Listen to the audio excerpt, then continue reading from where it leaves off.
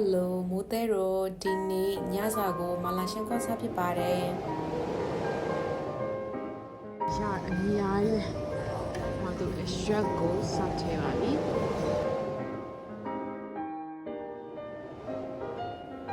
မိုးတဲရောပုံမှန်ထည့်စားဖြစ်တာကတော့ဒီဟင်းနုနယ်ရွက်လေးရှိမယ်နောက်ပြီးတော့ broccoli ရှိမယ်နောက် lady finger နောက်ပြီးတော့ဒီကြာဆွဲလေးရှိမယ်ပေါ့နော်နောက်ပြီးတော့ဒီအမိုရှိမယ်ဒီကျွန်းရွက်တို့ပေါ့နော်အဲ့ဒါလေးထည့်တယ်ပဲလေးလေးထည့်တယ်နောက်ဝတ်သားသုံးသက်သားထည့်တယ်ပြီးတော့သူကအမစပန်ထည့်ရတာကြိုက်တယ်စပန်ထည့်စားရပေါ့နော်ဆိုတော့အဲ့ဒါလေးရတော့ပုံမှန်ထည့်စားဖြစ်တာပေါ့နော်ဝက်ဥချောင်းလေးအဲ့လိုတစ်ချောင်းနှစ်ချောင်းလောက်ထည့်ရပေါ့နော်ဒီတစ်ခေါက်ကတော့ဝက်ဥချောင်းမရှိဘူးပေါ့နော်ကြက်ဥချောင်းမရှိရဆိုတော့မူတော့မထည့်ရဘူးပေါ့နော်ဒါမူတော့ပုံမှန်စားနေကြ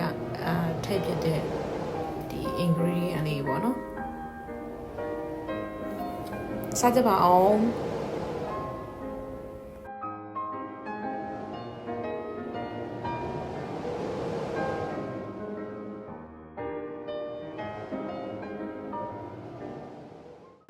โอเคပါကြည့်ရှုပေးတဲ့သူတွေအားလုံးကျေးဇူးများတင်ပါတယ်နောက်ထပ်ဗီဒီယိုသစ်တွေမှာထပ်တွေ့ကြမယ်နော်